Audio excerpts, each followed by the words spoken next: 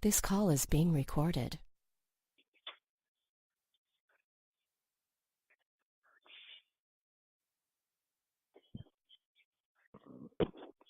Okay, Cal, you still there, bro? Yeah. Oh, my bad. I'm here. we recording my now. bad. Okay. Okay. Welcome to another live edition of the Man Cave. Y'all already know we here. Long weekend. I'm your host, Cal Williams. And y'all know we in the cave with my other two hosts, Mr. Tone Deaf himself. What's good, brother? Nah, just a rough day for me, but we'll talk about that off air. Oh, man. Okay. We'll definitely talk about that when the mics is off.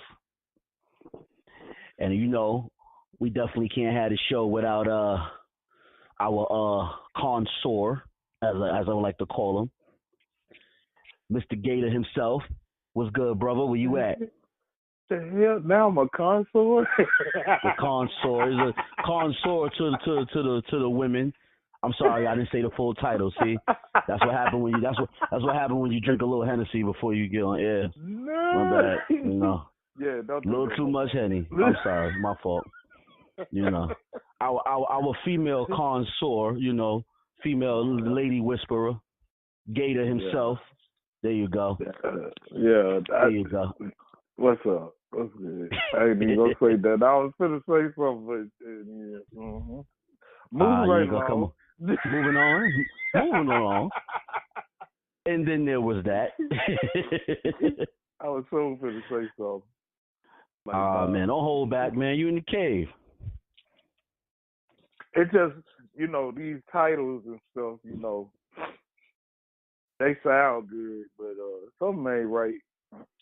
Because the female connoisseur is still by himself, so, No, go ahead. I'm just talking, man. Well, you know how we said a couple of shows back. Listen, you could talk to them, you could let them know what's good and what's going on, you know, but it just don't apply to you, and you know what I mean, your situation. You got to take a different avenue, a different lane. But yeah, the advice works for everybody else. That's true. You know? Big facts. But we in the cave, man. I mean, like how, you know, it's early in the week, so how was everyone's weekend? What went on for the weekend? My weekend was a little bit all over the place, bro. But it was pretty chill. Damn, I still fell down there. It was pretty chill though. Pretty chill though. Okay. You ain't have no McDonald episodes like last weekend, right? No, we good this week. I actually stayed away from fast food this weekend. No, let me back that up. Now that you brought that up. See?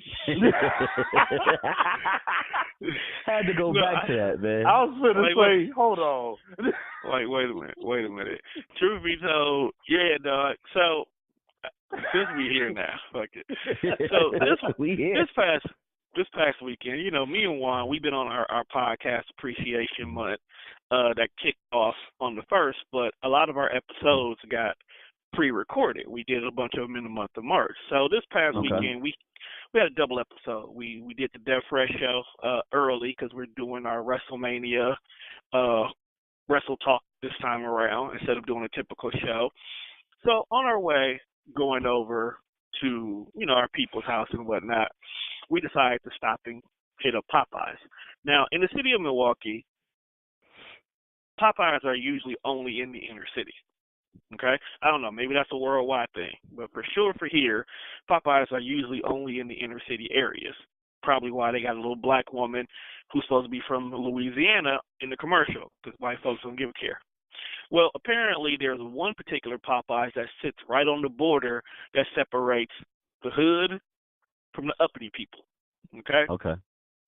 So picking up Juan from work, coming on back down to the city where we were going to be at, we happened to pass that particular Popeyes. So me and Juan was like, "Dog, let's go to Popeyes." I don't normally eat at Popeyes. I don't know why. It's just not my choice of chicken. But today I felt like eating Popeyes. We go there. We see they got this nice little 5-piece meal with 2 sides, 2 biscuits for about $10. So I'm like, cool, that'll work. So we cop one for each one of us, and we plan on copping one for Mimi. First of all, we get up in there, for some odd reason, for this to be the suburban Popeyes, they packed. I mean, they is packed. We got lines going out the door. We got chicken from ceiling to floor, but they ain't taking nobody order. Oh, wow. Okay. All right. So this already got people irritated. So warning number 1. So me and Juan sitting there, we just talking, having conversation about the shows, about ignorant stuff we normally talk about, and we happen to notice that the music that's playing is not coming from over the loudspeakers. Look to the left, look to the right. On the counter where you get your condiments from, there's a boom box, an old boom box. Okay. Wow, he said a boom box. So my first thing is, hey, bro, you got a mixtape? Like, dog, we can really walk into this Popeye, stick our mixtape in there, and just play our mixtape while we're waiting on our chicken. What they gonna say? Cut it off? No. Finish the line, and then we'll cut it off. So we stood in line for a couple of minutes. A woman, could have been no taller than maybe 4'9", maybe 98 pounds at the most, was basically ready to fight the girl behind the counter. We one was like, dog, I'm out of here, dog. I'm not gonna be here for this. I don't want to see this. So we go hit the car and we look like, hey man, the drive-thru empty. Let's go to the drive-thru. We go into the drive-thru. They take our orders, break it down, give us everything, pull us around to the front. We get ready to order our food. We pull up to the window. Oh yeah, our credit card machine broke. So if you want to go ahead and place your order, you either have to do cash or you have to come inside. We don't know if they finished. We don't know if they finished our order or not. But we was like, fuck this shit, I'm out. We left. Okay. Now have you mind, there's also a Popeyes not even a half a mile away from Mimi's house. We go to that Popeyes this time. Now the irony behind it is this Popeyes is probably the slowest, most busiest, always out of chicken, always out of honey as Popeyes. Okay? Oh man. So we just expecting to come here and just have all kind of issues. Nope.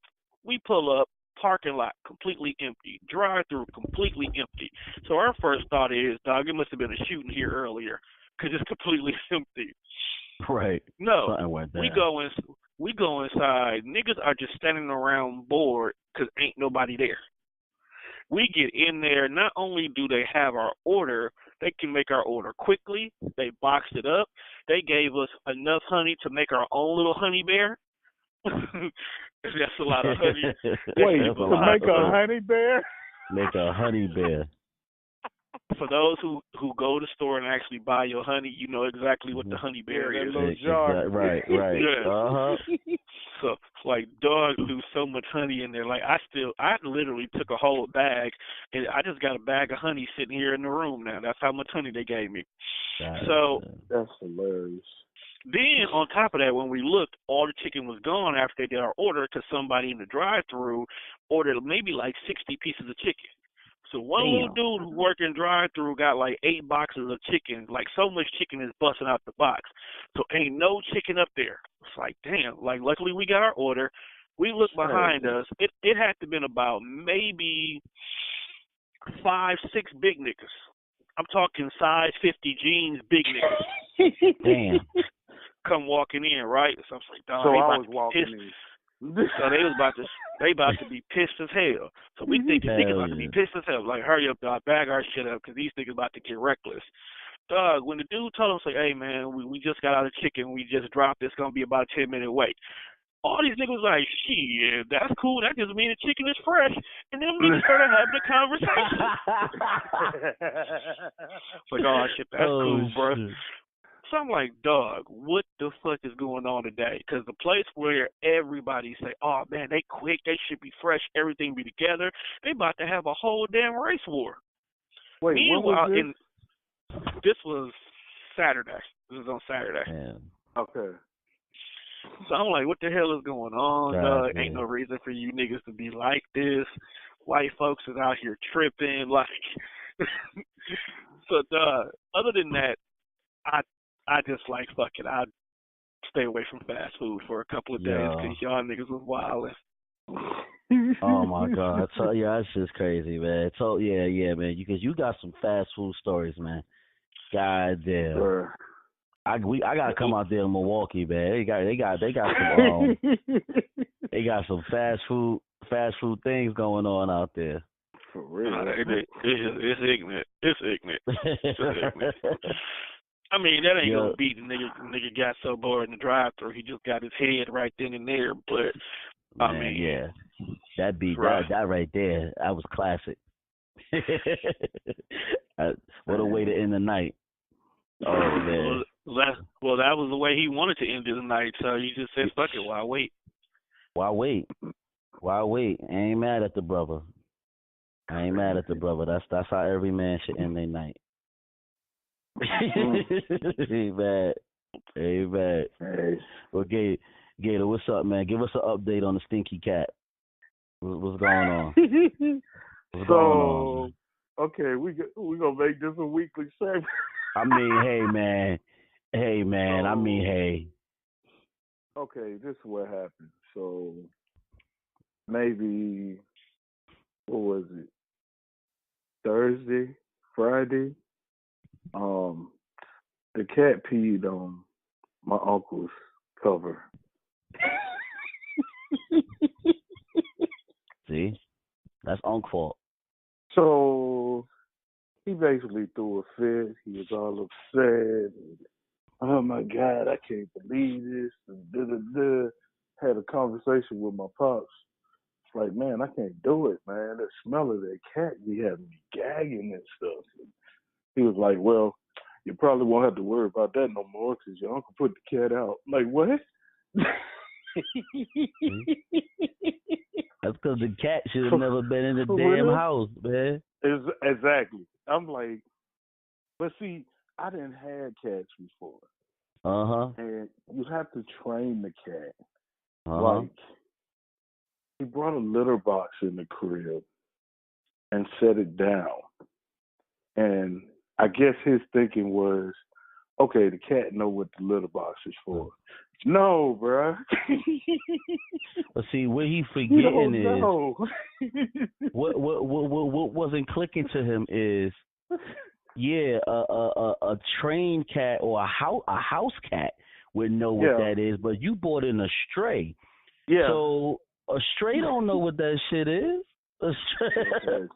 Had no idea looking at the litter box, like, and this is what the hell is that?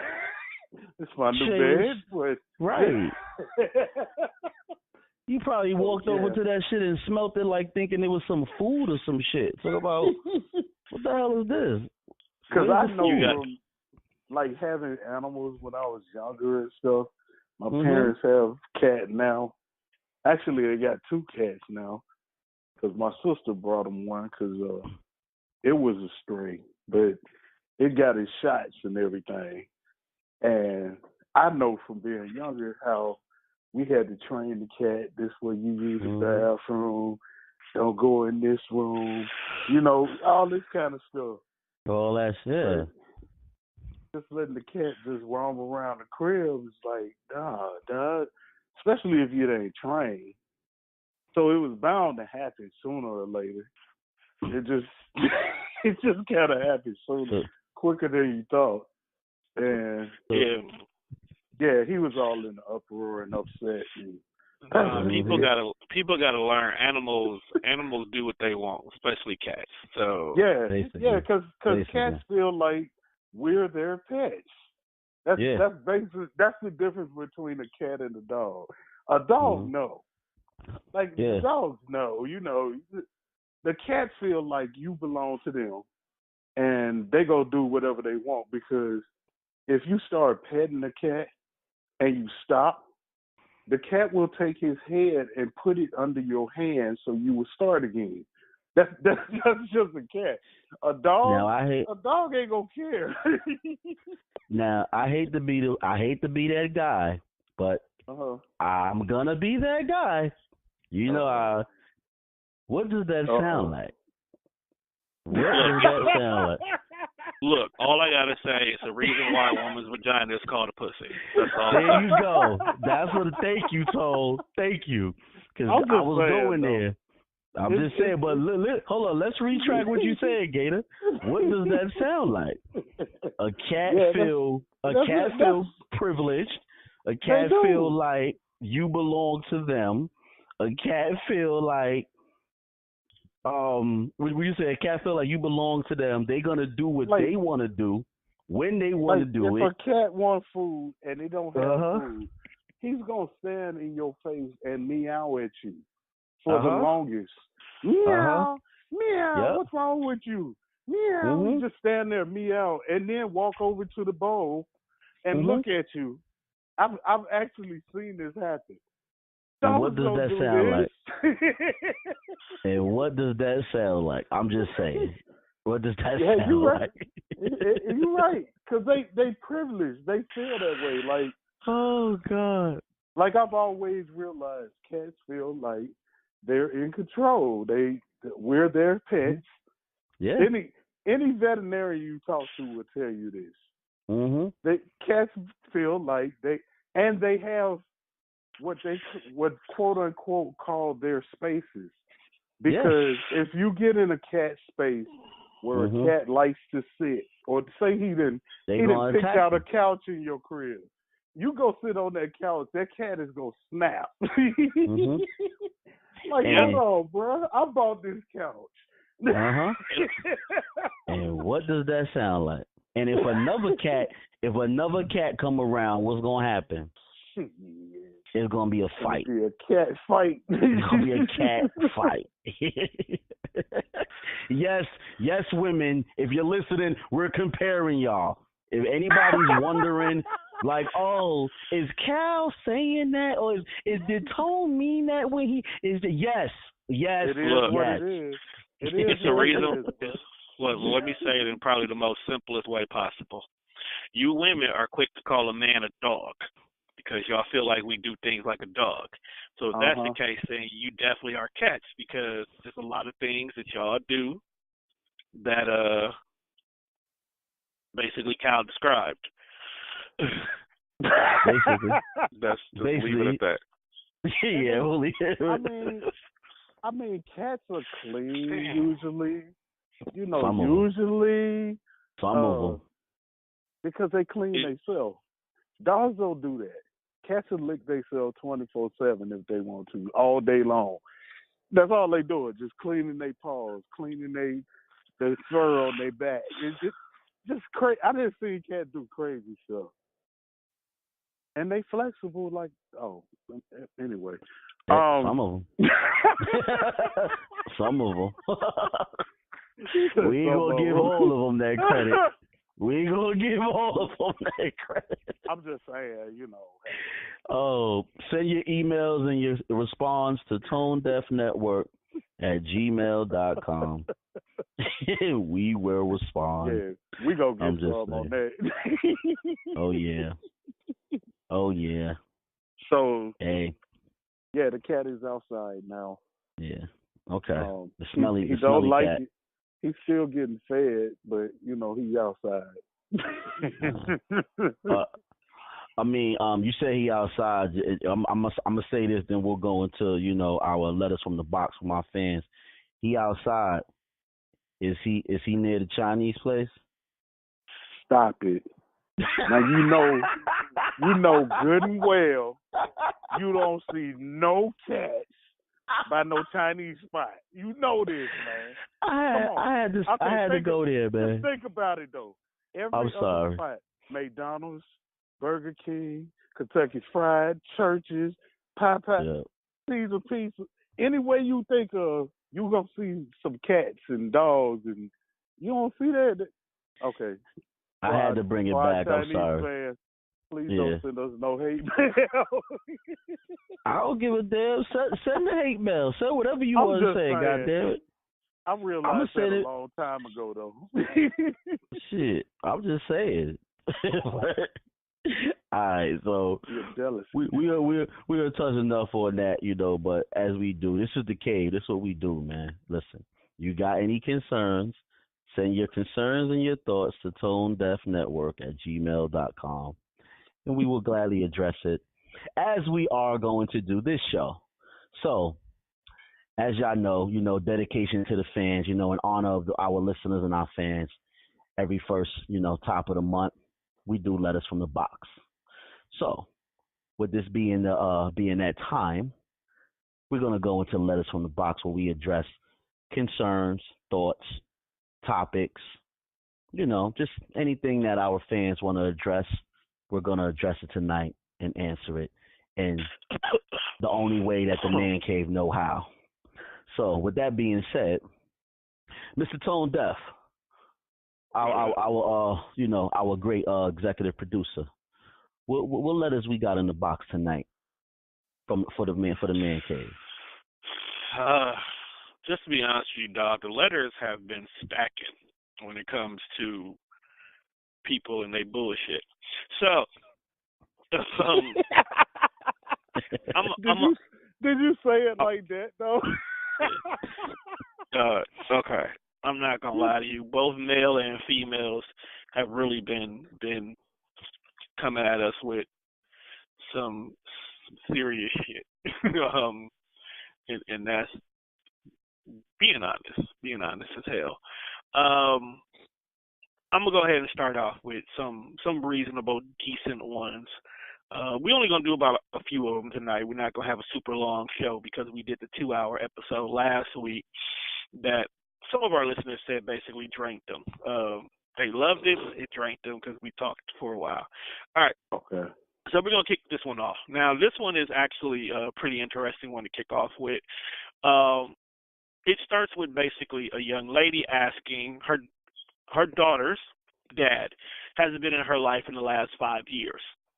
She doesn't even know who he is. All right. Mm-hmm. She looked him up to see if he was locked up, and that's where she found him. She wrote him a letter stating that she was taking him to court for child support, custody, and to get a paternity test. He said that he wants to be back in her life and wants to be with the young lady as well. She still loves and cares about him, and she wants to know from us, do she think we should give him a second chance? Why everybody quiet? It's a lot of stuff that's left out though. Like what? What is he in jail for? Does it matter?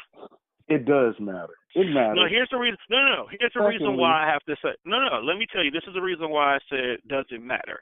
First and foremost, if he was in for anything that was severe, it wouldn't only been a 5-year sentence. And for all we know, he may have just recently went in, but it's still to the point where he has to be getting out soon enough for her to even consider giving him an opportunity.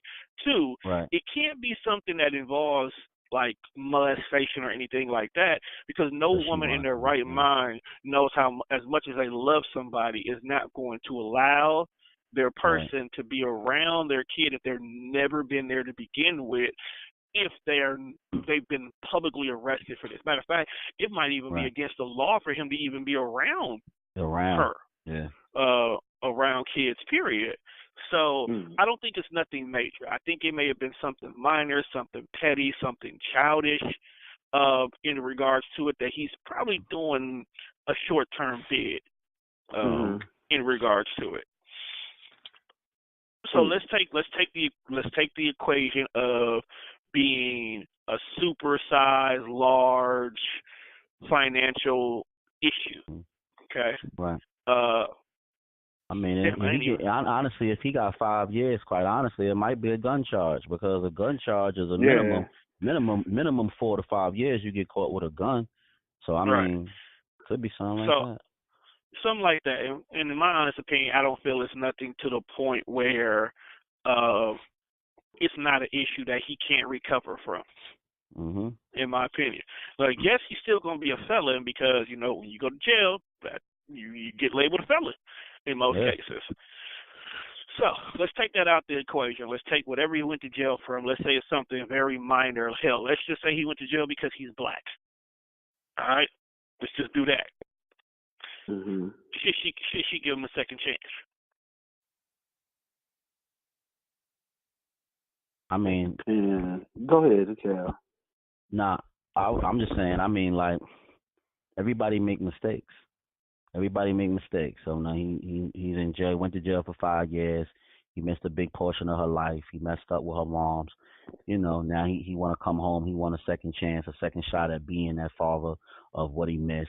You know what I'm saying, and being that good husband or that good that good husband or good significant other, whatever their status was. I mean, I look at it like if she reached out to him or did he reach out to her? She reached out to him because she wrote him a letter in jail. Right. So that's how she reached out to knew. him. Right.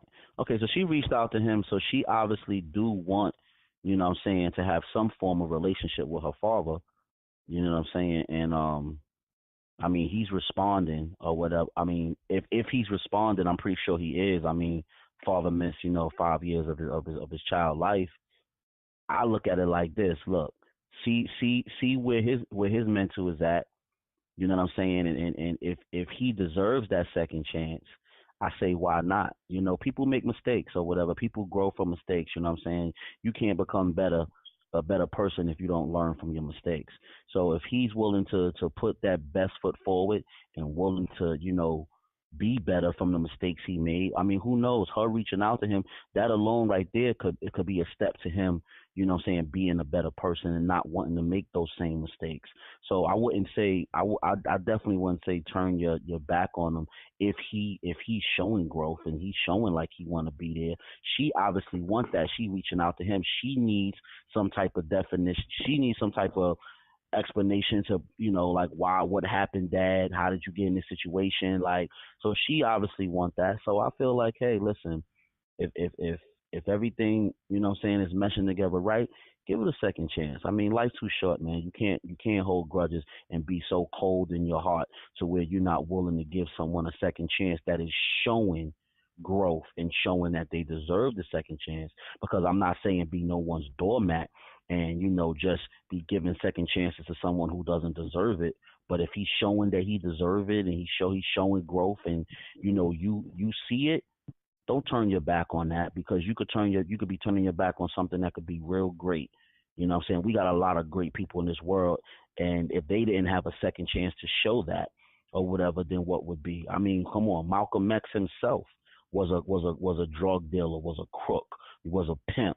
If he didn't have that second chance and when he came home, we wouldn't have the great Malcolm X. So I mean, hey, sometimes people need that second chance to better themselves. So I mean, I say give it to them if it's worth it. Big facts. All right. From my perspective, honestly, my whole question is, if he's been missing for 5 years, what have you been holding on to that you want to give him a second chance? I'm going to go against the grain. I'm not saying don't give him a second chance, but what I want her to realize is, what are you looking for as well, too? Because the statement was he wants to be with you and wants to be in his child's life. Now, you were getting ready to put him on child support, so that means that there's a struggle going on with you right now financially. Okay? You also stated that not only was it a struggle that you want to put him on child support for custody, you also want to get a paternity test. Now, sometimes, it depends on where you stay at, sometimes you can get put on child support if you feel like this guy is the dad, and unless he put forth the effort to do the paternity test, there won't be a paternity test. You'll just be like, you're responsible. That's how you get these men with paying child support for 18 years, and on the 21st birthday, you find out that the kid is, not even his, and there's nothing you can do about what's been paid already. Yeah. I mean, unless you have doubts, okay? One, I know 9 times out of 10 you're probably looking for government aid because you're a single mother, and the way the system is set up, they make government assistance so appealing to single mothers. Like, they set it up that if you opt to not stay with the man who's the father of your child, or put anything in your name that you two are together, we will give you money to be a broken home. That's honestly how a lot of government aid works. We'll give you Section 8. We'll give you food stamps to take care of these kids. We'll give you daycare assistance in regards to it. We'll subsidize how you live, in your situation. Basically, as a woman, you can live so much better if you don't have a man in your life. And I think that's where the situation is getting to. So he may have made a mistake, which is why he lost contact with you. Hell, for all we know, his guy could have went and robbed a grocery store. He just happened to be in the car. Okay? But because the guy that robbed the grocery store did some punitive damage, maybe shot the guy in the leg, you're now an accessory to the crime. You didn't pull the trigger, but you didn't call the cops to say, hey, I was with a dude that robbed the store, so you too got to do time. And that could be exactly what happened. That could be exactly why he's here. Or, let's be realistic here, he got a kid on the way. He didn't know how he was going to survive for it. His guy may have said, hey, man, let's go hit this corner store. We can make a couple of quick bucks off of this right here to at least get you set that you can buy your baby a few things, and the robbery went wrong. Okay? But my whole thing is, as a woman, you have to ask yourself, why are you willing to take him back? Because if you know you have all this assistance going for you, because as a felon coming out of jail, your struggle is going to be real regardless, because he's not going to be able to just jump out in the world and get a job. Hell, folks with master degrees can't just jump out in the world this day and age. Sure enough. Okay. So unless he comes out with somebody who got his back off top to put him on with a legitimate job, he's going to have a struggle for at least the next 5 years after he gets out. My question is are you willing to be that rock he needs to go through that struggle? And to me, honestly, it sounds like right now you're not in a position to be that person. You have your own issues you're trying to get together. So no, as in a relationship for you two, I don't think you should be in a relationship. I feel like he should have more part of his child's life, but by you putting him on child support after he gets out of jail is going to hurt him even more, which may actually put a huge wedge in your relationship, because he's already going to have his back against the wall trying to get himself established, trying to meet his requirements with his PO, trying to get himself back on his foot with the system against him. And then when he gets his first couple of checks, 15 to 20% of his check is gone because of you, because you want to get on as a program and this assistance, and I understand that you really just trying to take care of you and your kid for the best, but you guys need to have that kind of conversation, because if he's going to get garnished and he's going to get money taken out of his check, you need to say, hey, baby, check this out. You can come live with me. Okay, I'm going to get all this assistance here, but here's the rules. 1, you can live with me, but you can't do A, B, C, D. You got to keep your nose clean. You got to do this. You got to do that. You got to give a different address to your PO besides my address, because you giving my address, that's going to tell housing that you stay with me, and I'm not supposed to have nobody staying with me. Once a month, they come through my crib. They do this look. They do this inspection. For 3 days, the day before, the day after inspection, you can't be here. So you got to have some place to stay. You got to lay the ground rules of how y'all can benefit from this. If y'all can't do that, if y'all can't communicate right, you're wasting each other's time. Because the little bit of love you two do have for each other, it's going to die right away. Because one, he probably wants to be with you and he wants to be with his kid, because he's been locked behind bars for 5 years. So you've been on his mind every single day, one way or another. So, of course, he's definitely going to want to come back to you. And because you have his child, opens the door to him to be like, oh, okay, this is my kid's mom. I got a shoe in. I can still get back in. I can still be good. Because how many girls be on social media talking about their baby daddy still be in their DMs trying to be with them, even though they be in a full-blown relationship? So what makes you think a jail person is not going to be any different? For all we know, he's just saying that because he needs you to keep talking to him. So I'm not saying don't give him a second chance.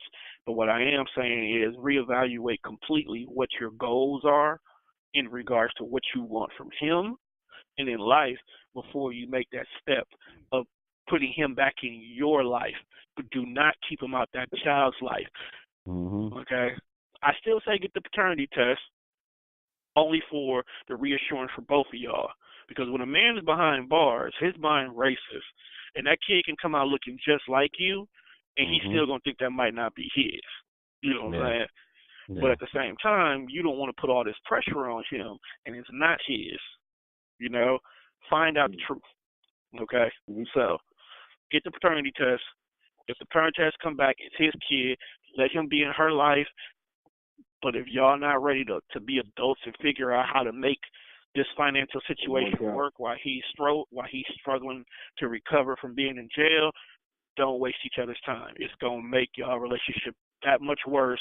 And as that kid gets older, that negativity gonna grow too. So don't do that. That's a fact. All right. That's a and fact. you ain't gonna hear that from me, but I agree with Tone. I'm only with Tone. I would say be careful. And two, I've been in the situation. I ain't never been in jail or nothing, but I've been in the situation where I was on child support, and since y'all brought up the government assistance was happening on her end. They took her government assistance because she was getting child support. I'm talking about they took everything. Wow. I got frustrated and screamed at it because, yo, they took everything from me because now you paying child support. Da-da-da-da. Yo, this ain't my fault. Now, I understand she told me that actual government told her that because she was on government assistance, she had to put me on child support. There was no ifs, ands, or buts about it. Oh, no, that is true. I didn't know that. And so when I found that out, I was like, oh, okay, this was There's going a box. That's actually a question on the application. I know that because that happened to me. That same situation happened to me.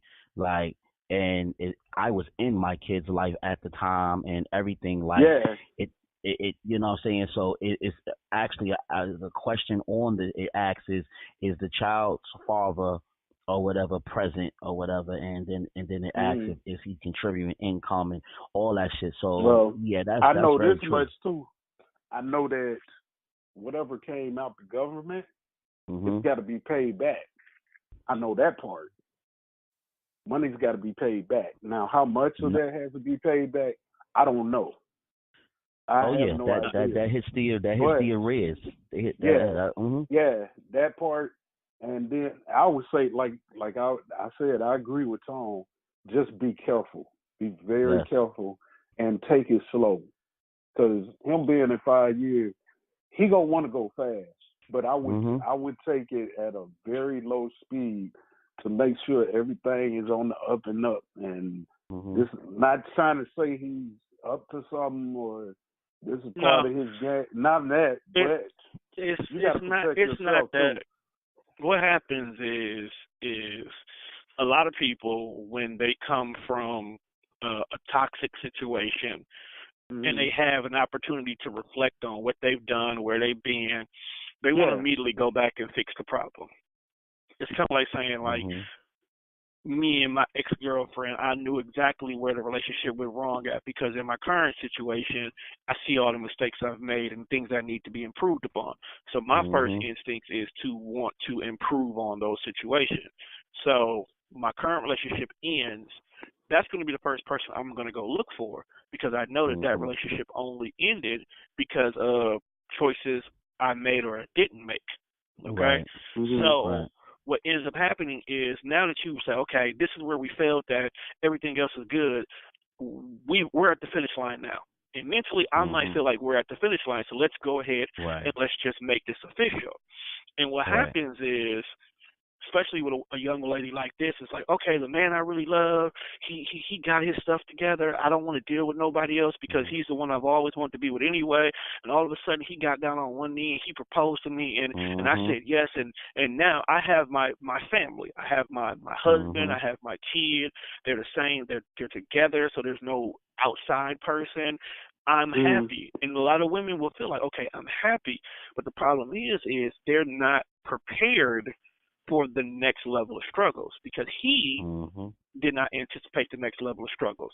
Now, you've gone from being a single man who was in jail to now being with the woman that you feel like you need to be with. You're in your kid's life, but now you're married. And when you're married, it's a completely different set of rules. And because a lot of people in society don't get married like they used to back in the days, you don't have that network to say, okay, bruh, you're married, so here's some things you got to look at that other people didn't look at. A lot of times, sometimes you might be the only married friend, okay?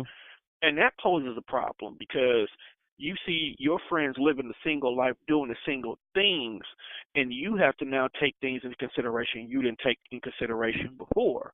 So here's this young man, happy to be out of jail. He's with the woman he's loved. She done put it on him. He done put it on her.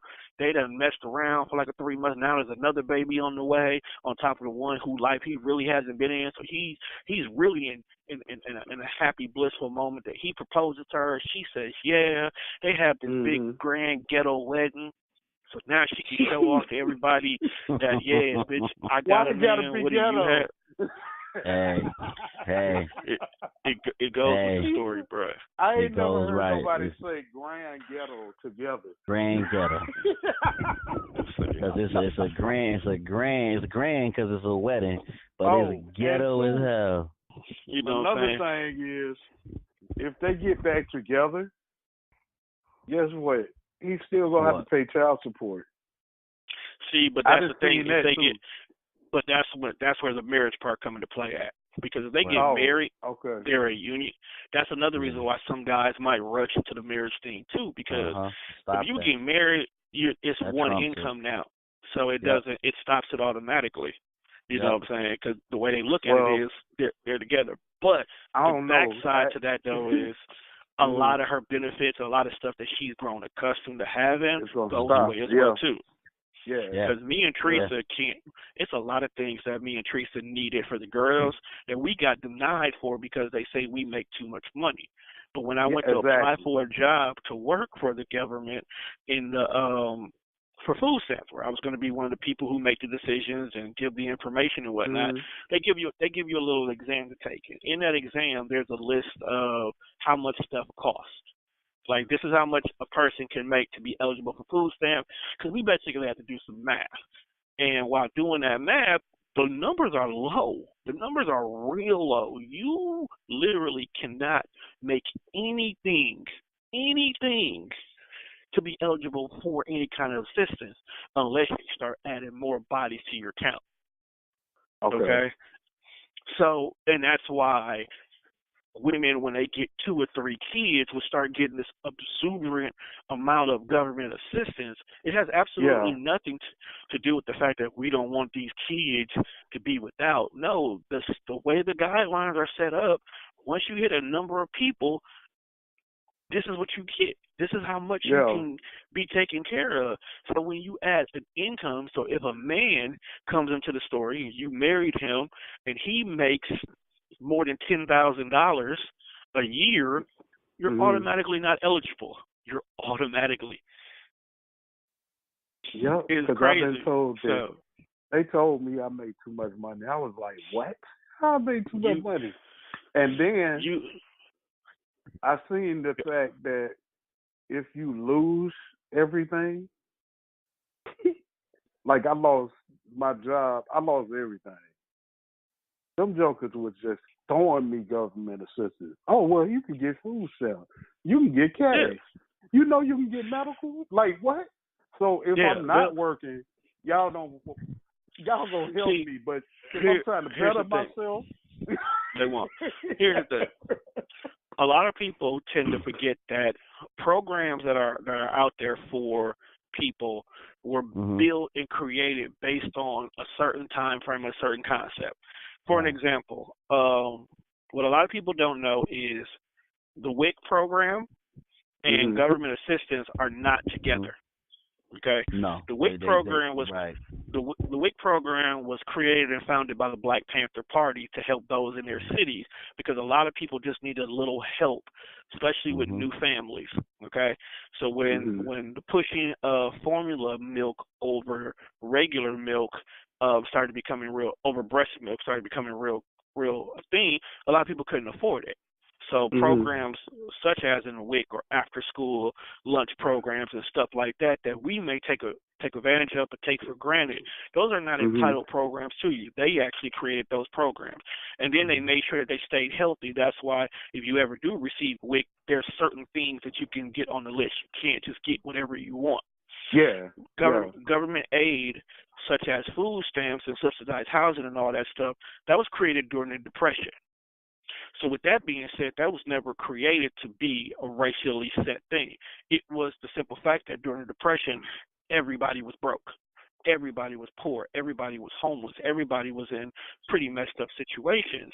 So the government created a program to help those people who would basically be out on the streets dying if we didn't intervene. The program stuck and the program kept continuing. That's why they have such really restrictive low standards.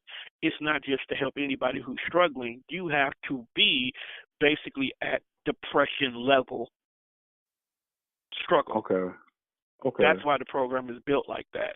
But we've been that's a whole nother conversation for a whole nother day when we talk about financial situation. But let's move on to the next question.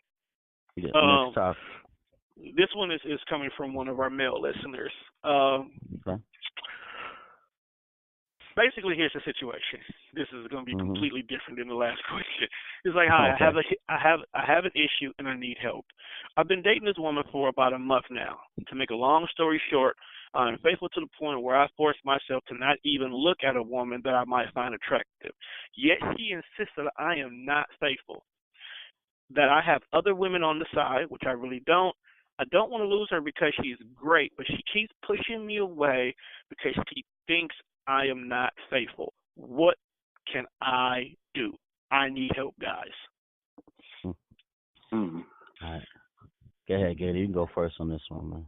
It sounds like she done been with some dudes that's did her dirty or something. That's that's gonna be. First of all, let's go be real. First of all, what we need to do is go ahead and just talk about the elephant in the room. First of all, black men don't cheat. So I don't know why.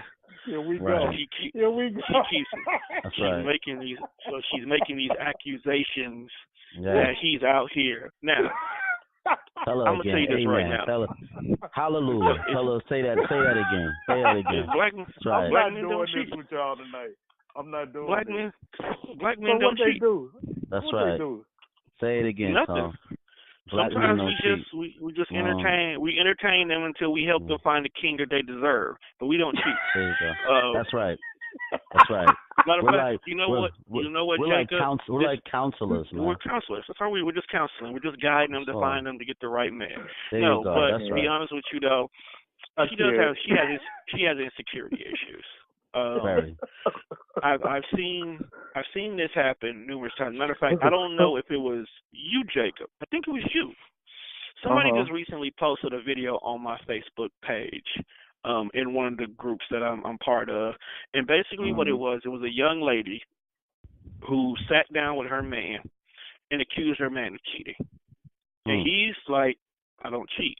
Now he's a fitness trainer, all right.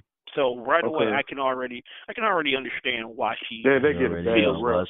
I can understand right away. I can understand. You see people who come in all the time who want to make themselves look better, and it is what it is. So she accused him of cheating. She went one step further of not only trying to accuse him of cheating, she had to have proof. And this is the one thing that bothers me when people think you're cheating. They have to have proof. Yeah, so she paid a young lady she paid a young lady $50 to go to his gym. No, she didn't do that. Hold on, let me tell you the whole story. Let me tell you the whole story first. Okay. She went into the gym and she paid a young lady $50 to go in to be a client and to flirt with him, to ask him out on a date. Okay. Okay. The young lady came back, and the young lady told her, yes, we went on a date. We talked, he slept with me, he did all of this, okay? So the girl's sitting down with the boyfriend and says, oh, I know you cheated on me. I had a young lady come through and she did this, and y'all went on a date, and you had sex with her and all that stuff. And he's like, I did not have sex with her, not go on a date with her. We had a meeting where I sat down and I planned her whole entire fitness plan. You know what I'm saying? I did this, I did that. We talked about it while we're at the bar at dinner, because I didn't realize until recently that one of my gyms here actually has a bar in it. Like, so when he said this part, I was like, yeah, I can believe that. He didn't have to leave the building for all this interaction that he's explained to her happy. It's like, no, why would you lie to me? She said she had sex with you, blah this, blah that. Yeah, you know she what? was irate too. Yeah, we gonna call. I got her right here. We gonna put her on the phone. We gonna talk to her. So they Skyped her. So you physically see the girl. She's like, yeah. So tell him what you told me. It was like, yeah, I told her that, you know, I slept with you and we did. And he's like, why would you do that? Because I lied to her.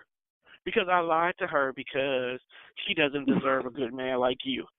If she cared about you and she loved you as much as she did, she wouldn't even put you through this. So I'm like, why you don't deserve to have him? So I said all that to you so you would leave him, and then I would take him and have him for myself because I know a good man when I see one. Man. And I'm sitting here like, damn, that's pretty messed up. But I can see her point. I can see her point. That's I was what gonna say. She make a good point though. She makes a good point. You don't need to make these accusations. Yeah. So, and I'm feeling like this is the same situation, but a little on the reverse end. Here's a guy who's with a girl. It's only been a month. So right away, I'm more so thinking she's feeling the situation. Because a lot of times early in the dating phase, people tend to want to know when the other shoe is going to drop. When am I going to see his true colors or see her true colors? Or, okay, once I have my best friend, when she's into a guy, she's really into a guy, but she always gets paranoid after they have sex. Now, she could be the one that initiates the sex, but once the sex is had, it's like, oh, he's going to leave now. He's changing up. He's not being the same person he used to be. In actuality, you're the one that changed. You're the one that's now looking for the problem when there never was one. Oh, he used to talk to me and text me every single day, and I haven't heard from him at all today. It's Wednesday. This is his long day. Like, see, why are you tripping? That'd be the BS though, because like you said, if you're the type of person that's always looking for a problem, you're gonna make a problem out of nothing. It could clearly be nothing.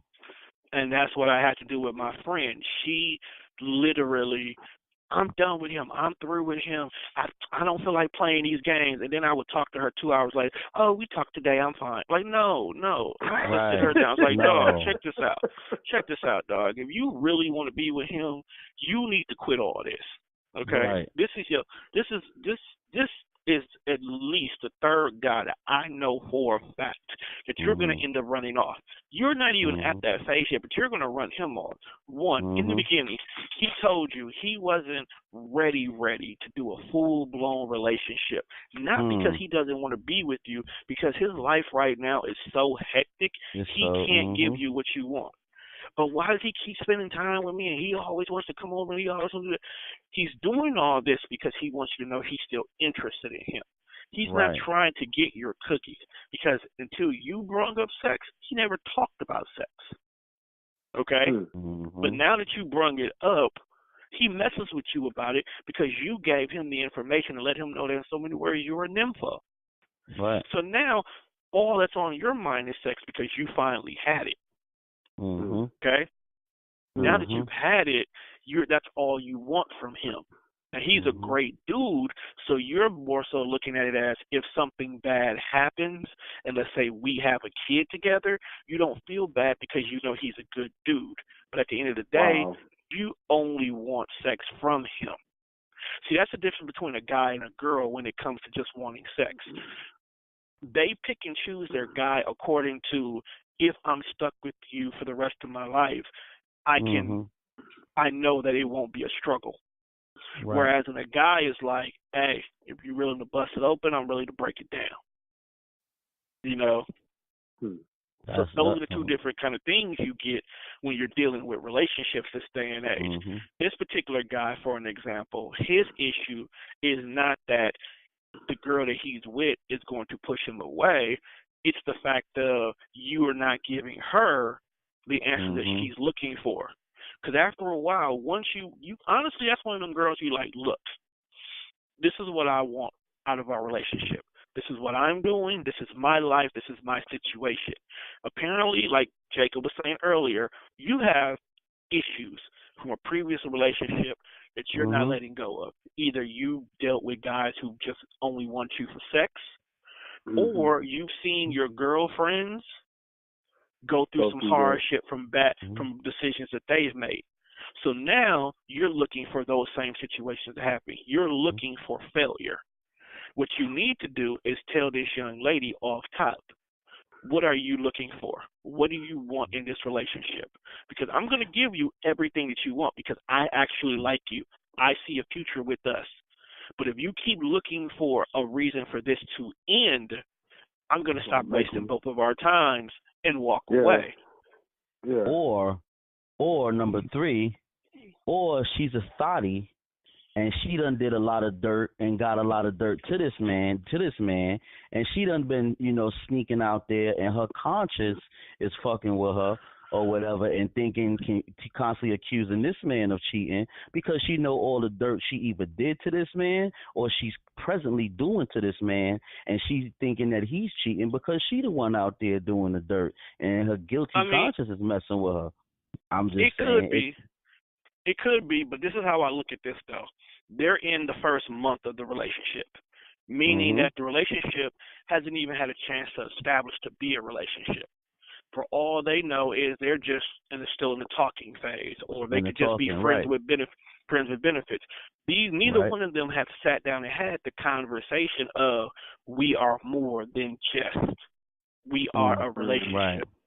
Right. So off top, because you know me, I can play both sides in this particular scenario. Off top, she needs to step up and establish what they are. What they are. Okay? Right. I am only interested in you. I am only dating you. I am only this. Because he's doing all this extra stuff where he is forcing himself not to even look at other women that he might find attractive. To me, that's stupid. That really is, especially when we ain't even established what this is. Exactly. And if you have established what this is, then you shouldn't have to go through all that because of her insecurities. You need to sit down and find out where her insecurities lie at and figure out how we're going to rectify this, because if we're going to make this relationship work, those insecurities need to go out the door. Yeah, because that's something that you got to attack. That's something you got to attack early. Like, if he's noticing that, he shouldn't be forcing himself not to do this or do that. He need to attack it head on. Like, listen, if you're going to be this insecure this early in the relationship and you're going to constantly be accusing me of cheating when I haven't given you no reason at all to think I'm cheating, and every time I open up my mouth to say something, you got your mind made up on it and this is what I'm doing, this and that. If that's the case, first off, why are you even here? Why are we even continuing this or whatever? Because you obviously like me. You obviously think I'm some type, I'm good enough to be around you. You looking like you want to be around. But if you're going to constantly be accusing me and then shutting me down from what I say and it's what you say and constantly accusing me in every way of cheating on you, why are you here? Why are we doing this? Like, that guy's get attacked from the door, because if it don't, it's going to continue to grow. All right. Now, you just bring up a very good point that we kind of all have danced around in regards to it. What if part of her fear comes from how this relationship even started? One of the things that people always say is once a cheater, always a cheater. If you were a side chick or a chick who seen he had a girl already, and even though you knew that things were going wrong in that relationship, you stepped up because, just like the other girl, you've seen the good man that he was.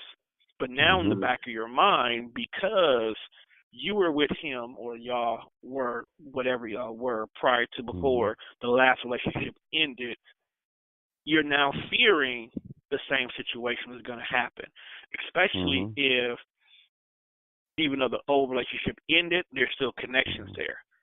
Like, for an example, what if the old relationship, he has kids with that woman? So even though the relationship is done, he still has to talk, he still has to connect, he still has to communicate with her, and that could be bringing fear because I don't want to be where I was once before. It was a book that I read by my homegirl, Jessica Atkins. She's a urban fiction novel artist out of Chicago. One of her first books that I got introduced to by her was called Secrets of a Side Bitch. Pretty good story. It actually ended up being four novels long in regards to it. The reason why I'm bringing this particular book up is because in the actual book, even though there was a bunch of stuff going on, the main chick of the story seen a guy that she did not care what the situation was. She seen that he was a great dude. So she did everything in her powers to make sure this relationship worked. Without giving the story away, she went to some extreme measures to make sure that the relationship with this guy became a permanent relationship, that she basically took on all problems. All problems, okay? Caused a bunch of them, removed people out the story, and, didn't even realize, like, at the end, some things about the story came back. Wow. Some things about the story came back and was definitely not in her favor. But, majority of the time for the rest of her relationship, she was on pins and needles. She was definitely on pins and needles because she knew what she did to obtain the guy she had. Right. And that definitely could play a factor. Most definitely. I mean, hey, my grandma used to say something all the time to like, the same way you get them, the same way you lose them. And that could be why she's so paranoid, because she went through some extreme measures to get this man, and causing, the relationship to end. She don't want it to be the same way. She don't want karma to come back on her. All right. That's right. Yeah.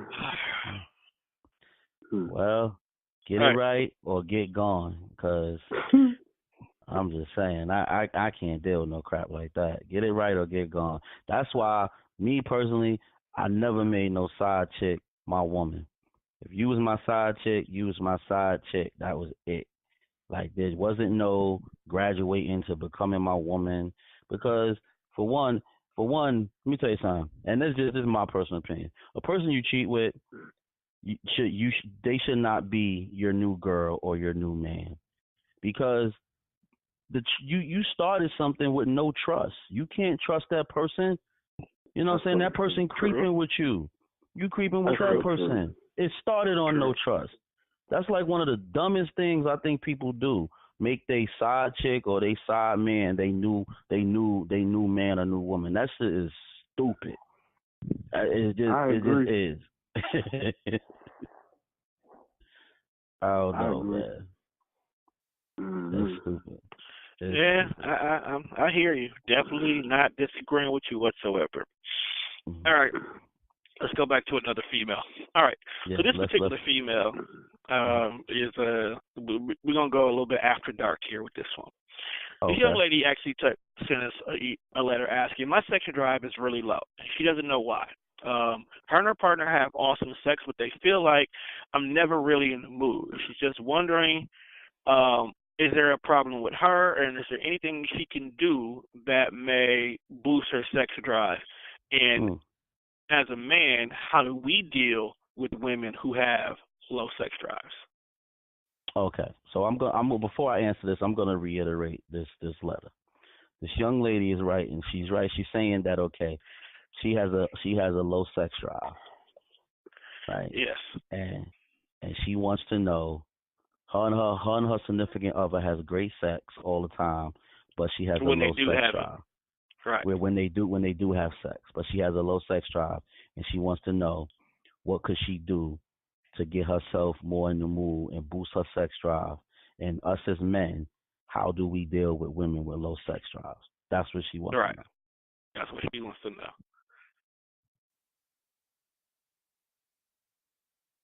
Okay. Okay. Damn, both of you niggas got quiet. Okay. Because I'm thinking, my mind is I'm in pondering. deep thought.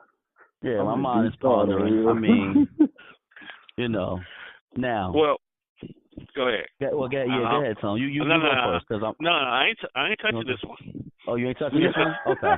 Okay. Well, I'll touch this one. No, You know. Okay. Well, first off, let's see. Like, first, why has her sex drive always been low, or let's just say do yes. she? Okay, let's say that. Okay. So now she did reach the point that her and her significant other does have great sex when they do have it, but her sex drive is low. So maybe they might want to try new things. You know, maybe her significant other maybe he needs to be more of an aggressor or whatever. You know, do certain things to maybe get her in the mood, and maybe it might lead for her to step out of her comfort zone and maybe get a little bit more frisky. And it might have to tweak things a little bit, because if her sex drive always been low, it doesn't mean that she doesn't enjoy it. It just means that it's not in the front of her in her mind to always have sex. So I would say, try new things. Spice it up a little bit. Don't always have sex in the bed. Hey, there's other rooms in the house. Try the kitchen. Try the living room. Run up on her in the bathroom, in the shower. I mean, throw her up on the counter. Get a little, little freaky, a little, unscripted. Because if her sex drive is low, you definitely don't want to be scripted, because that's not going to spark her to be into the mood. You got to be a little more spontaneous. You got to be a little rapid. Roll over 3 a.m. and grab her. Like certain things you might have to think outside of the box. But that would be my advice. That's what I would say. Yeah, because we all gonna ask that same thing, but yeah, it sounds like to me that the sex has got boring or something. I think that's what Cal's Yeah, well, too. yeah, because I'm saying, like, yeah, she always had a low sex drive, so you got to be different with a person like that. Somebody that has a low sex drive, you can't be scripted. You can't just be the same thing all the time. Got to be spontaneous. You got to switch it up. It's that's different what I was with some. going to ask. Has it been that way all the time, or All right. is this All something right, that just happened? But I agree. All right. All right, Jacob. For you, let's flip the script.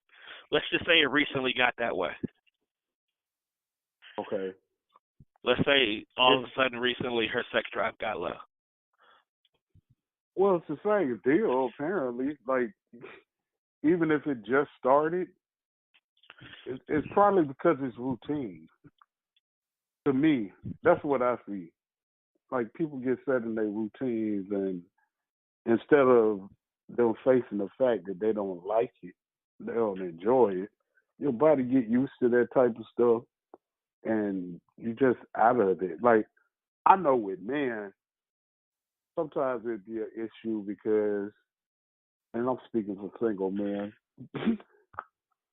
watching different pornos and all this kind of stuff, it causes problems with men when they have that erectile thing. But the problem is not him, it's women. It's her. But that's what I'm saying. As far as women, I can't speak for them because I'm not a woman. But from what I've heard from other listeners and people that's around me, that's usually what it is. It's usually because it's so routine and it gets old and it gets boring.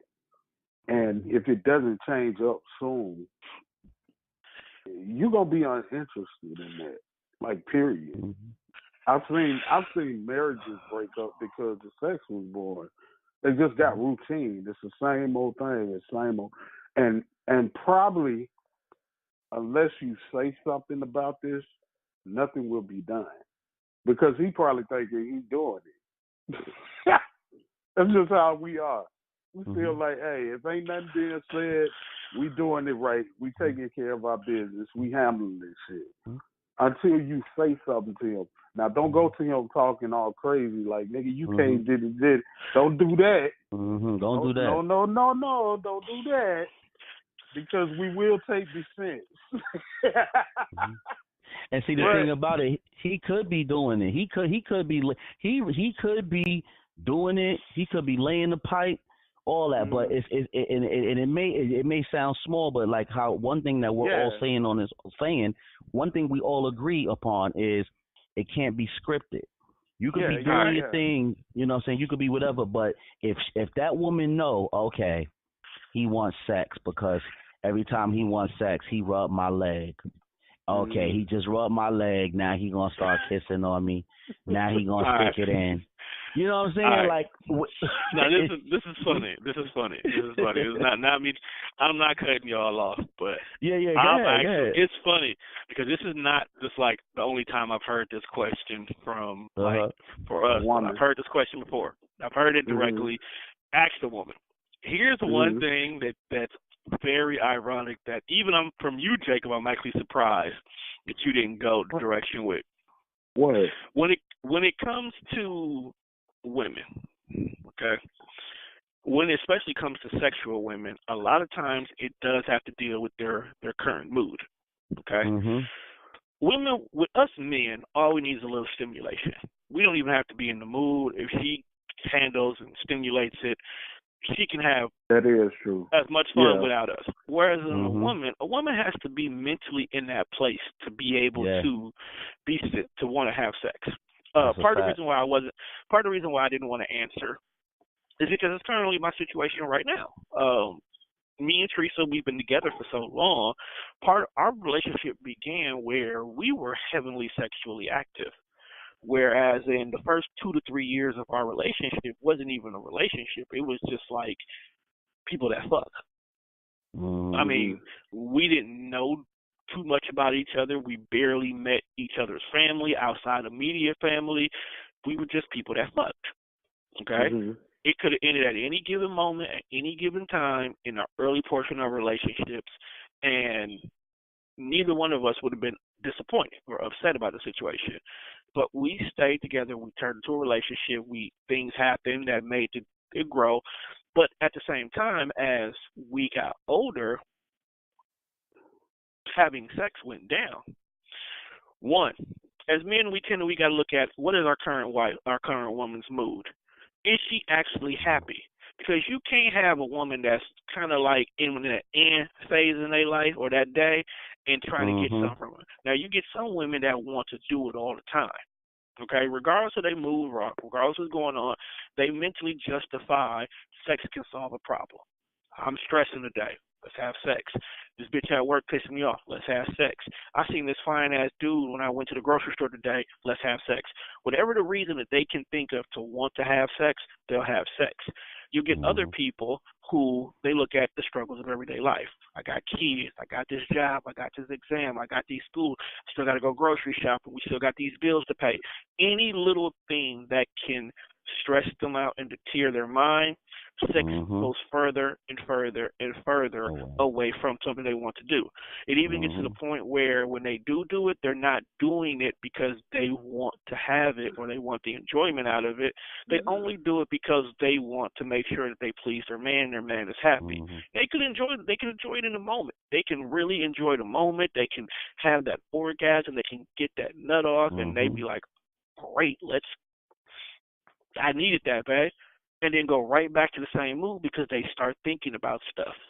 Okay? Especially if you have a career woman. If you have a career woman, their mind is everywhere. A career mom is even worse because they never turn their job off. You're at work, you have to worry about what's going on at work. You have to worry about what's going on with the kids. You have to make sure that your man isn't cheating on you and make sure he's happy. And let's be honest, dealing with us men is a struggle within itself.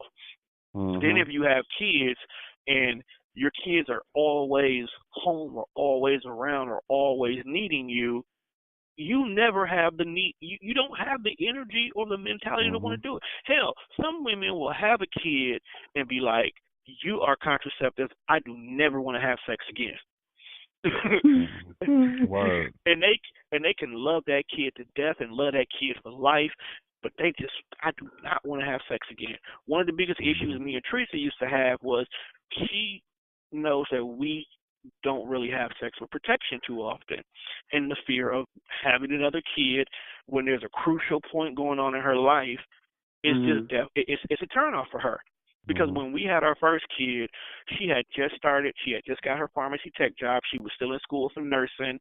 So she had 2 jobs. She had a goal. She had a plan that she planned on doing for the next 6 months to a year when it required her to work. She was working towards a goal. Whatever that goal was, I don't know. I think she had to pay for school out of pocket for whatever reason. But that was the goal that she was going to.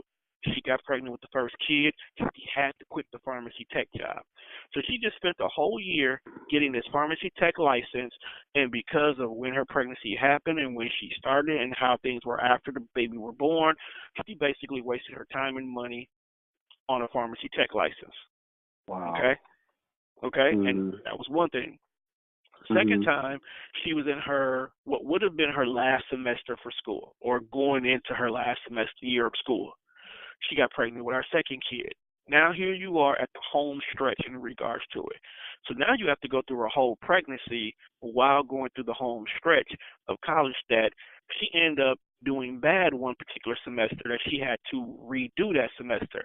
Now she was in an accelerated program school, so they actually make you go back one semester. So instead of you just being one semester behind, you're actually now 2 semesters behind, because not only do they make you repeat that semester, you have to wait for the next group that's ready to go into that third tier.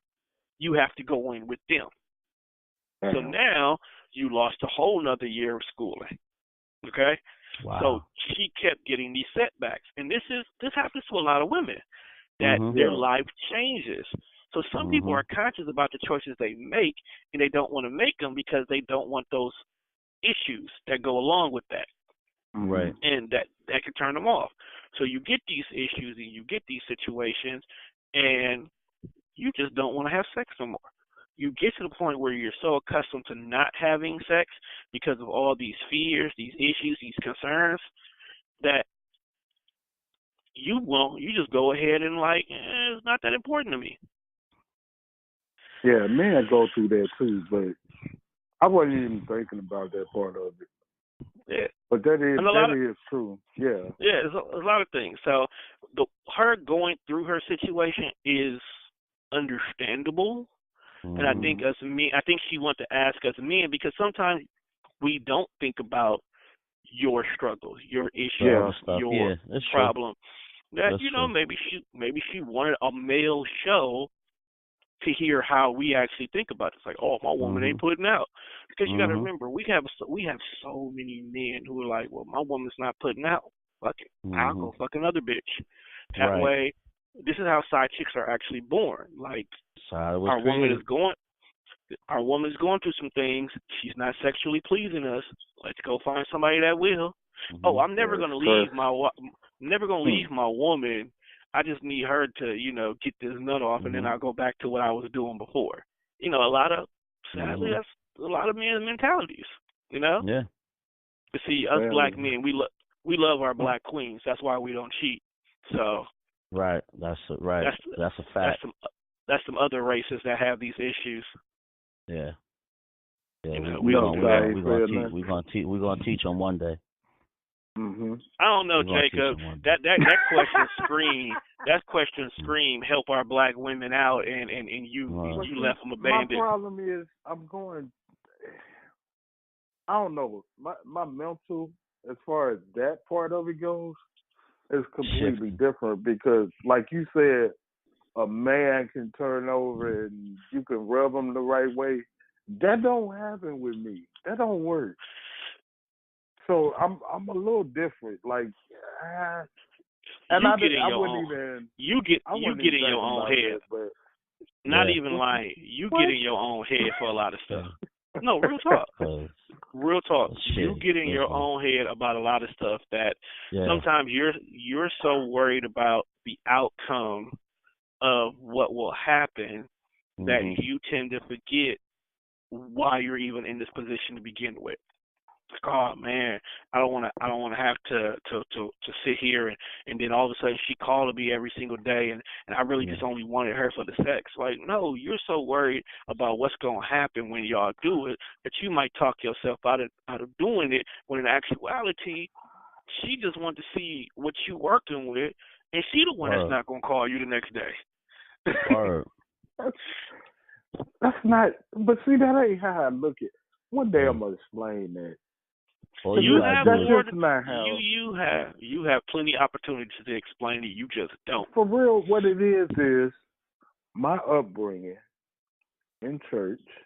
I'm a little different, and I ain't gonna say I frown against it, because I wouldn't dare talk down about somebody who does that. Unless I'm in a relationship with somebody, as far as sex, without marriage and all that kind of stuff. I don't particularly portray be a part of that. That's not me. So usually, and I tell women that up front, and 9 times out of 10, they say, okay, I can deal with that. I understand. But then. Go ahead. No, go ahead. Right. Go ahead. But then later on, it's like, come on, when are you gonna? And I'm like, yo, and I have. I'm not saying I haven't done it. That's not what I'm saying. Okay. I haven't done it. I'm not saying I won't do it. What I'm saying is that's not your first. That's not your first thought. It takes a particular type of person, and I'm learning this being single for this long to really catch my interest. Everybody can't do that. So when y'all say, man, you just need to go out there and do this and do that, I can't. It's I ain't even gonna lie to you. I've tried. Okay. And it was horrible because my way, I don't know if it's I don't know if it's something that I'm used to, if it's what it is. And then at the end of the situation, instead of the woman being happy, 9 times out of 10, they leave and they're pissed. Because it won't happen. It don't happen. Right. Like, see, I could be in the middle of it and, you know, we kissing and everything going straight and nothing. See, here's the thing. And here's the thing, Jacob. Yeah. No, go ahead. Finish. Get your thought out. We was talking about that off the air. Never mind. I ain't gonna bring that up. No. No. The thing about that is, and I say this to be honest, times are not the same. Okay.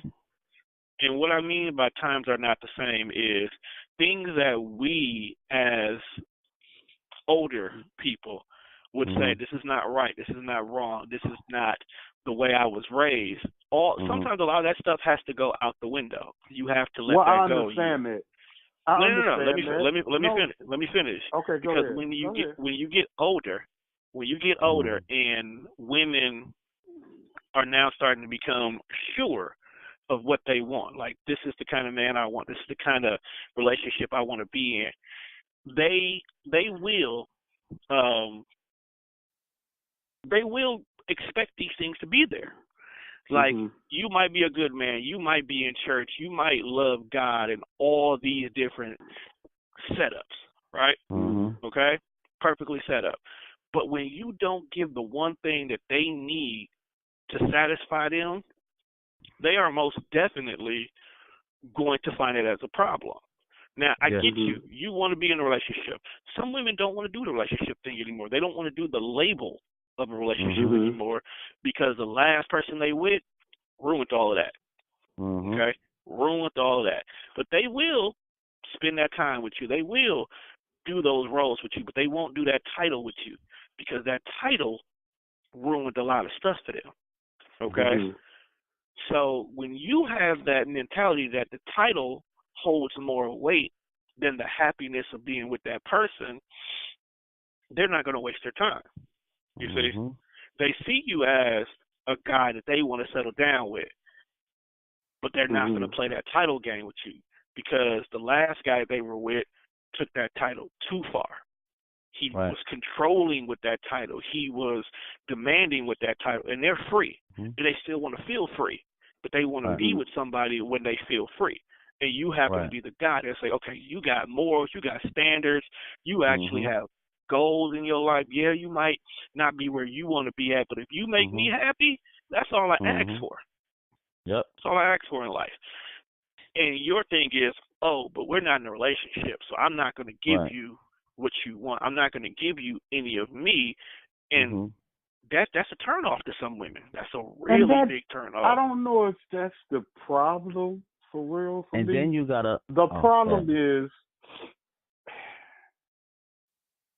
is, and I talked about this before, being in the place that I feel I should be in.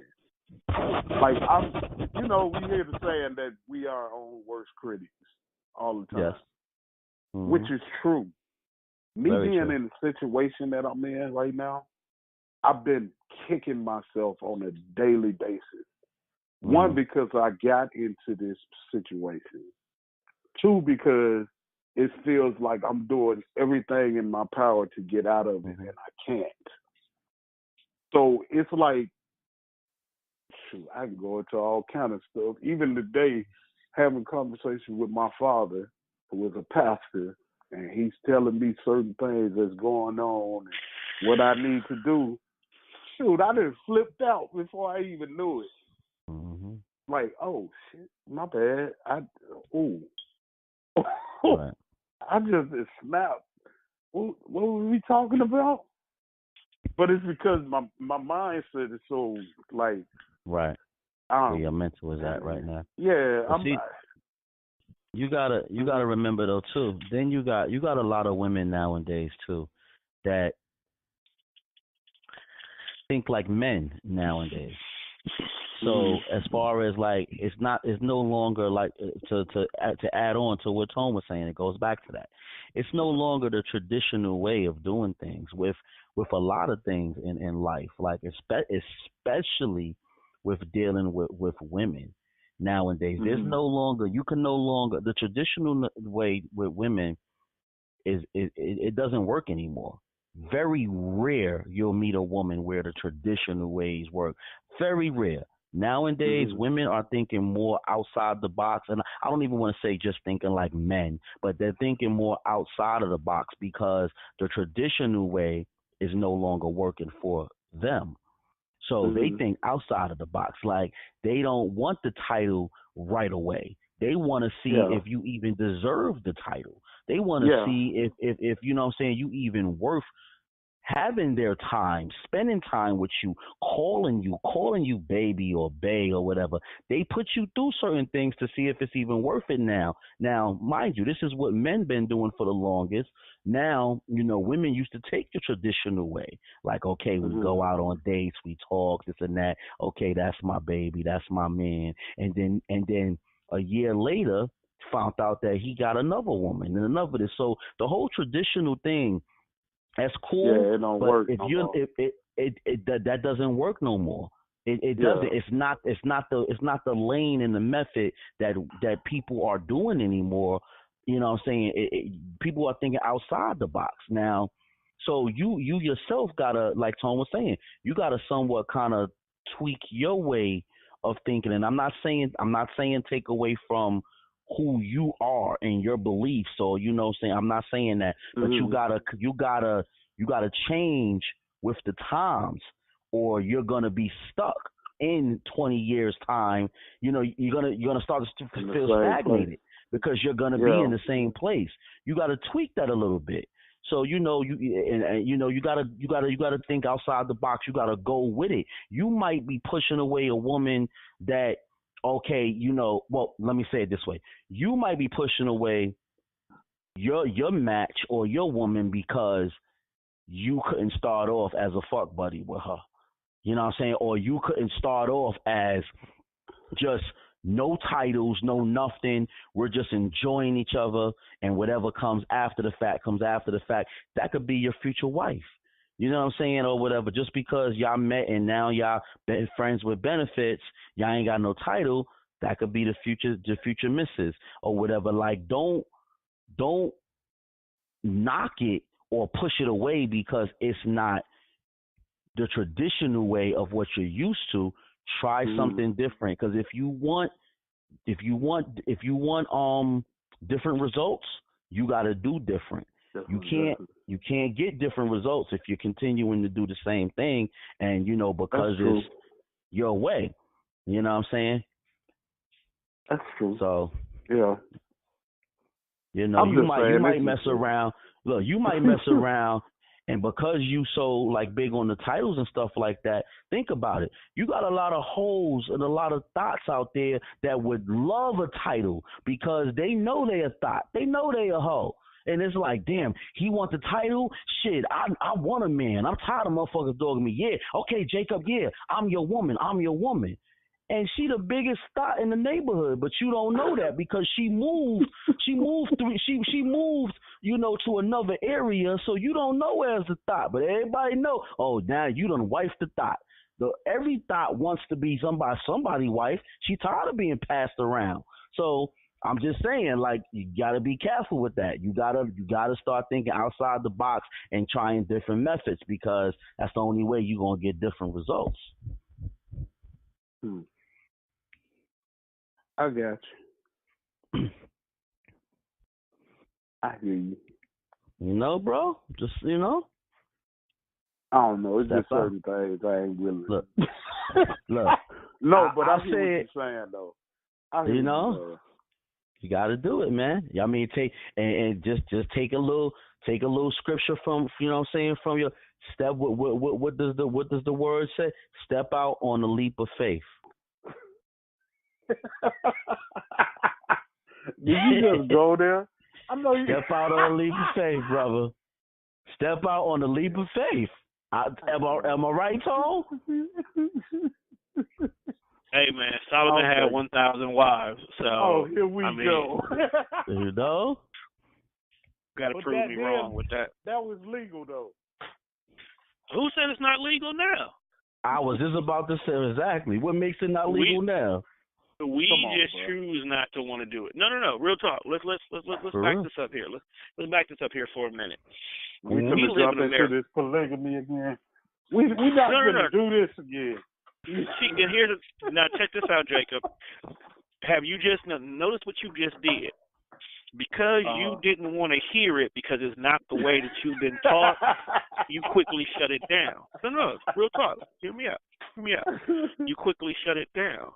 But if you sit back and you actually think about it, look at things outside the box for a minute. Let's look at the world as a whole. Mm-hmm. There are so many race, creeds, and cultures out here in this world where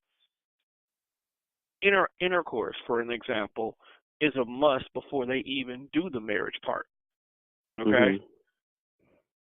Because you need to know exactly, one, is the so-called virgin really a virgin?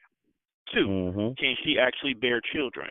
3, a lot of marriages are arranged, okay? Mm-hmm. A lot of marriages are arranged in a lot of countries and a lot of cultures where you may not actually be like, okay, at the age of 5, you met your wife and that's who you're going to marry when you hit marriage age. But certain women are like, at this particular age, you got to be married. You got to be married. Well, yeah. If you're not married by this age, this is who you're given to. This is going to be your husband. So, I mean, if we can look at situations like that where the person you're marrying might not even be the person that you love, or let's stay here in this country, we got people who marry for financial reasons. They can care less about whether or not this person is sexy or have sex with this person whatsoever. They got married because my bills will always be paid. Yeah. You can't allow old school thought processes to be the defining factor. Well, that's just a personal thing with me, though. And I get it. And that's what I'm going to say. This is a personal thought. Like, It's a I'm personal just setup. telling you from they probably haven't talked to many people, I don't know, that's in church about this, on this type of subject. But, Jacob, before you finish that statement, hold on, before you finish that statement, let me clear this up for you. I grew up in a Seventh-day Adventist church home. Well, no, I understand that. No. That's not what I'm saying. I don't think you get it, dog. No, a but Seventh-day Adventist church home. I used to go to Seventh-day Adventist school. You get no more stricter than that. But at the same time, I mean this conversation, because there are people. I don't want to say it's a moral thing. It's a personal thing as far as church-wise. It's a personal thing because everybody don't believe that. Everybody don't until you're convicted of it and you believe it yourself. It's completely different. That's something totally different. Now, have I done it? Yeah, I have. I've been in relationships and had sex out of wedlock. Yeah, I've done that. All right, let me ask you a question. It has nothing to do with you. I just want to ask this question. Have you ever, or would you ever, date a young lady who, from a domestic relationship, she's currently running away. She ran away from her husband. Okay, let's say her husband stays in Ohio because you're in Alabama. Okay, husband stays in Ohio. She moved down to Alabama. She has family down in Alabama. You two meet in church. You talk in church. You have conversations. Y'all go out on a few dates. She's really into you. She wants to establish a relationship with you. Okay, she really wants to be with you. But before she can be with you, she tells you, Jacob, I'm still married. I've tried to send divorce papers to this man several times. They always get returned to sender. I recently just found out he went to jail for something completely different. Therefore, he won't sign the papers behind bars. Do you still continue that relationship? If she brings it to me and tells me that she's not interested in him anymore, bro, she was domestically abused. Oh, you mean right? You're talking about being beat up and everything. Yeah, bro. See, I got questions like, how long ago did this happen? Because it doesn't matter. Yeah, it matters. It really doesn't. Yeah, you keep saying so don't matter, but it do. It really she ran. Does, bro. She ran to Alabama from Ohio. That is a backwards move. It really does matter though. It does though. Being married and actually the relationship, and I never shared this on a show period. The relationship before the relationship me and my wife was in, she was domestically abused. Her son, her youngest son, actually came out of the womb with a broken arm, broken leg, 5 broken fingers, 5 broken toes, and his head was shook up so bad that they thought he was going to be a vegetable. I've been there. I've been in that situation. Not that they were married, but she was domestically abused. Like she was abused bad. But the timing of the thing, it all depends. And I'll be honest with you. When me and her met, Tay was what was Tay? Tay was I think he was 9 months, 10 months when we met. This was an online relationship from the beginning. Conversations, talking on the phone and stuff, and then it came to a point to where I figured one of us was gonna have to move, either me or her. Because if you on a long distance relationship and one of y'all ain't moving, that ain't gonna work out. It ain't gonna work. So I moved to Pennsylvania, not knowing nothing that was going on. and I said, I ain't never said this on none of my shows, to the point to where I had no idea that the kids until later on, a couple of her kids I was told by one dude, and the other ones was by another guy, and come to find out they all had different dads. I didn't know that. If I knew that in the beginning, that's why I keep pressing. Yeah, conversations need to happen in the beginning. I say that because I've been through it. That's the only reason I say that. Because if I would have known in the beginning a lot of stuff that went on in my marriage, probably wouldn't have happened. I would have dealt with it differently. I didn't know. I had no idea. So that's it's a learning experience for me. I speak from experience. I don't speak on, like, just y'all talking about the woman, and I don't know about that part of it. I know that when I stepped into this relationship and I was getting to know her, a lot of stuff was left out. I had no idea. And then when I found out, it was like, well, shoot, feelings are involved now. What you gonna do now? You gonna take off and leave again? What's gonna happen? So in my case, I need to know stuff. That's why I keep saying, well, I still got questions or this and that and that and this. It's not because I'm trying to be funny or anything. It's because of situations that I've been through personally. So yeah, I've been there. And the relationship that I was in with my wife, it led to the point to where it was either us getting married or us going our separate ways. That's basically what it ended up to. And I wanted to save our relationship. I was in love with her, and like until the day of my marriage, literally, listen to what I'm saying, I didn't know a lot. And I found out after we got married, which there's a lot of people that's in that situation, male and female, that don't know until it's, shoot, y'all married now. What you gonna do? Go get the wedding and all? What what do you do after that?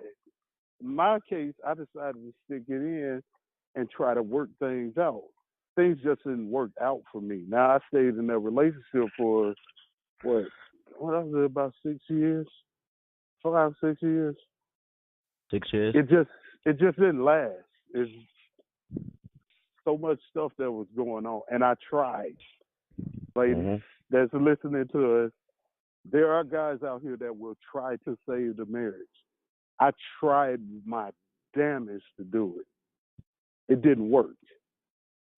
And so now that I didn't moved away and I'm gone, like my daughter is 14 and I'm like, okay, that's left behind.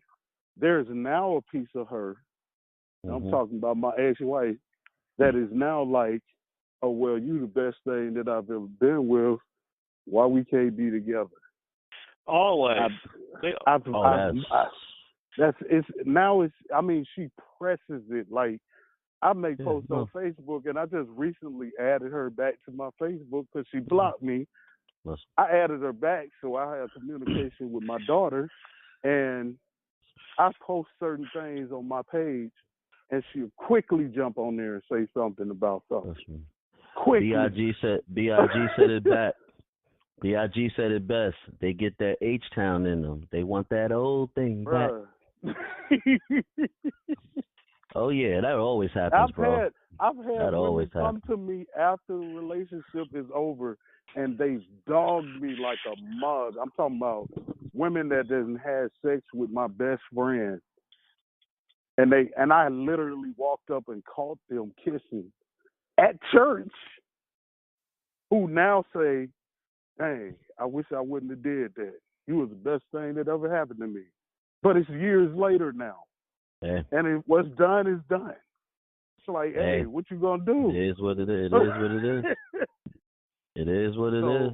Yeah, it's like for real, I have to ask those questions because I need to know to honestly answer from my point of view.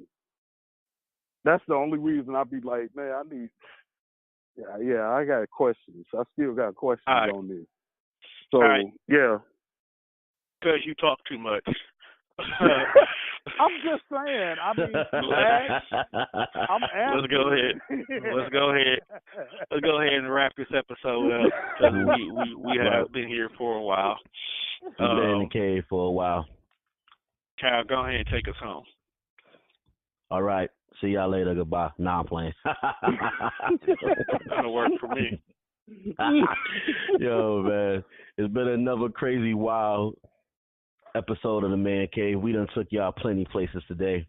Plenty, we talked about a lot of different topics, addressed a lot of different things. So, with that being said, we ain't gonna hold y'all up any longer. Pleasure having y'all tune into another show. Without y'all be no us. Y'all know I'm your host, Kyle Williams. Thanks for tuning into the Man Cave Tone Deaf Network. Jacob, Tone, take us out of here, Tone. Man, y'all know where to find us. We out.